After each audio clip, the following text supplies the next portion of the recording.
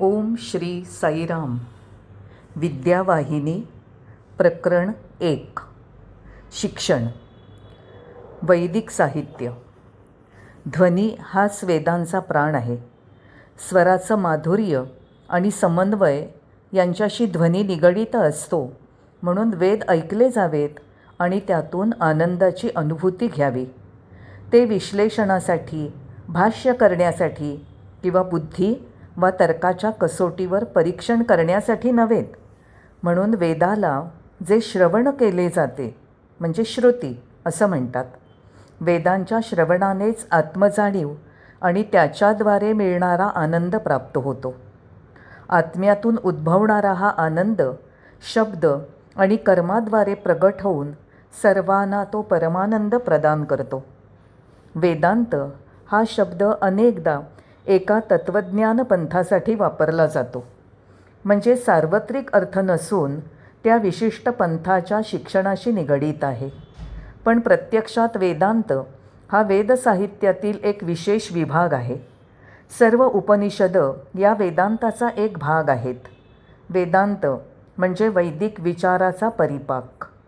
वेद स्वतः सर्वोच्च सत्याच्या दिशेने नेणारे अनमोल मार्गदर्शक आहेत. जेव्हा ऋषींनी निसर्गातील सौंदर्य, संतुलन आणि अनुशासन यांची अनुभूती घेतली, तेव्हा त्यांच्या आत्म्याच्या उत्कट आनंदातून उमटलेली स्तुतिगीतं म्हणजेच ऋग्वेदातील ऋचा होय. सामवेद म्हणजे अमूल्य शब्दसंपदा आहे, ज्यामुळे मानवाला सृष्टिकर्त्याचे आणि सृष्टीचं गानरूपाने स्तवन करता येतं. अथर्ववेदात भूलोकाचे आणि पलीकडे असलेल्या अनेक लोकांचे गूढ रहस्य विस्तृतपणे वर्णन केलं आहे. पुण्यप्रद, कल्याणकारक कर्म आणि यज्ञकर्म यासंबंधी सर्व विधींच्या आणि संस्कारांच्या सूत्ररचना यजुर्वेदात संकलित केल्या गेल्या आहेत.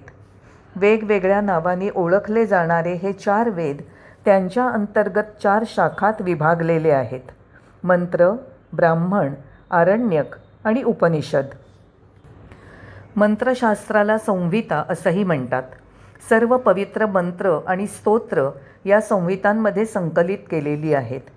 या मंत्राचा योग्य प्रकारे उपयोग कसा करावा आणि त्याचा कसा लाभ घ्यावा हे सांगणाऱ्या ग्रंथांना ब्राह्मण असं म्हणतात.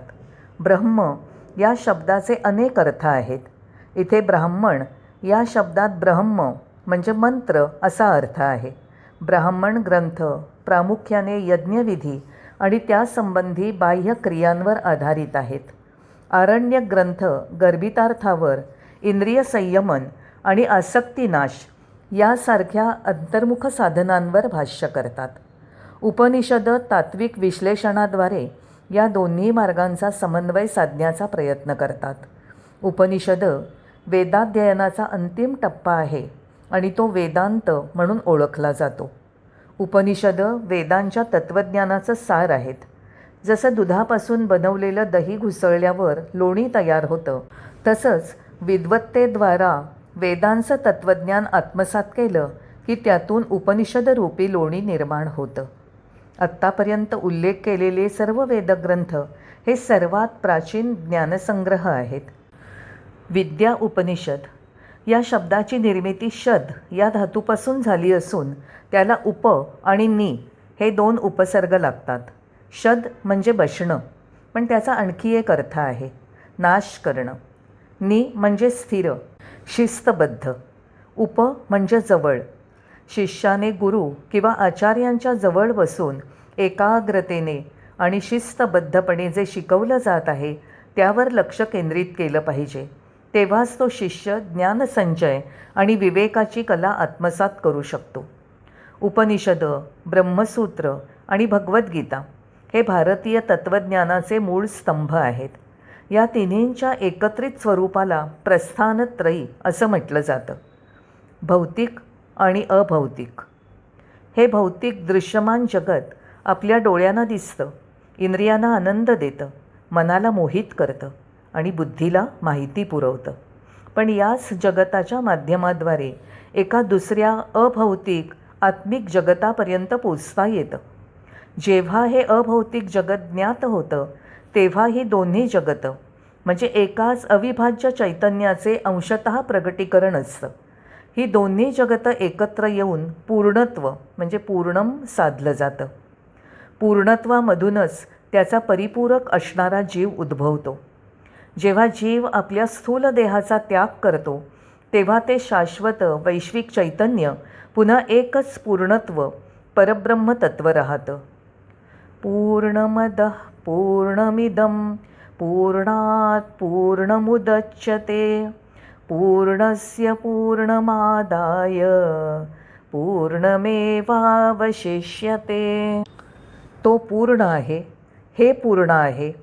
पूर्णातून पूर्ण उदयाला येतं आणि पूर्णातनं पूर्ण काढलं तरी उरतं ते फक्त पूर्णच. आध्यात्मिक शिक्षण. विद्या म्हणजे शिक्षण प्रक्रिया, जी शिकवते की हे विश्व ही फक्त ईश्वराची लीला आहे, त्या पलीकडे काहीही नाही. उपनिषद असं सांगतात, ईशावास्यमिदं जगत. हे सर्व जग ईश्वराने व्यापलेलं आहे. म्हणून कोणालाही माझं व्यक्तिगत असं म्हणण्याचा किंवा अहंकार बाळगण्याचा अधिकार नाही. आसक्तीचा भाव त्यागा आणि सर्वत्र प्रभूचं अस्तित्व अनुभवा. सच्चिदानंद स्वरूप ईश्वराकडून मिळणाऱ्या आध्यात्मिक आनंदाचा कृतज्ञतेने स्वीकार करा आणि इच्छांच्या बंधनात न अडकता त्यामध्ये रममाण व्हा. हाच ऋषीमुनींचा संदेश आहे. मी आणि तू हे भाव त्यागल्यानंतरच तुम्हाला ना मी ना माझे या परमतत्वाचा महिमा समजेल. याचा अर्थ सर्व काही त्याग करणं असा नाही. खरी विद्या सांगते की जगाशी व्यवहार करताना कर्तव्य बुद्धीने वागा, पण आसक्ती टाळा. कुठली कृती पवित्र आहे का हे तपासण्यासाठी कसोटी म्हणजे ती कृती बंधनाला प्रोत्साहित करते का टाळते हे पाहणं. कुठली कृती अपवित्र किंवा पापकर्म आहे हे ठरवण्याची कसोटी म्हणजे ती लोभातून उत्पन्न झाली आहे का हे पाहणं. हीच आत्मविद्येची शिकवण आहे. आपली सर्व कर्तव्य समजून त्यांच्या परिणामांची जाणीव ठेवून पार पाडा. जर तुमची कर्तव्यपूर्ती प्रामाणिक असेल तर तुम्ही देवाकडे प्रार्थना करू शकता, मला 100 वर्ष जगू दे, असं म्हणण्यात दोष नाही. म्हणून आत्मविद्या सांगते की सर्व कृती विवेकाने आणि समजुतीने करा. आत्मज्ञान आणि सर्वोच्च बुद्धी. पशु फक्त इतर पशूंना मारतात, पण जो मनुष्य आत्मदर्शनाचा दृष्टिकोन न प्राप्त करता अंध आहे तो स्वतःलाच मारतो. आणि आत्मविद्या चेतावणी देते की असा अपराध करणारा भयावह अंधकारमय प्रदेशात जातो. सर्वोच्च ज्ञान म्हणजे आत्म्याचं स्वरूप उलगडण्याचा प्रयत्न. आत्मा गतिहीन असतो, पण सर्वत्र विद्यमान असतो. देवताही कितीही वेगवान असल्या तरी त्या आत्म्याच्या वेगाशी स्पर्धा करू शकत नाहीत. आपल्याला अपेक्षित असण्यापूर्वीच तो त्याची उपस्थिती आपल्यासमोर प्रकट करतो. आत्मा अपरिवर्तनीय, अविकारी आणि सर्वव्यापी आहे. परमात्म्याचे अस्तित्व आणि स्वरूप पूर्णपणे जाणून घेणं अशक्य आहे असं आध्यात्मिक विद्या सांगते. जेव्हा एखादी व्यक्ती आत्मज्ञान प्राप्त करते तेव्हा आत्म अनात्म, विद्या अविद्या, विकास विनाश यासारख्या विरोधाभासी गोष्टींमधील भेद गळून पडतो. ऋषी आणि संतांनी त्या उच्च एकात्मतेची स्थिती प्राप्त केली असून त्यांच्या संघर्षांची आणि यशाची गाथा आध्यात्मिक विद्येच्या प्रेरणेने साहित्यामध्ये जतन करून ठेवली आहे. त्या पारलौकिक पातळीवरील अशा संतांसाठी फक्त विधी किंवा पुस्तकी ज्ञान हे अज्ञान वा नकारात्मक ज्ञाना इतकंच धोकादायक असतं. अशा संतांना जीवन मृत्यूच्या रहस्यमय चक्राची पूर्ण जाणीव असते. ते भौतिक ज्ञानाद्वारे मृत्यूवर मात करायला सक्षम असतात आणि आत्मज्ञानाने अमरत्व प्राप्त करतात. जय साईराम.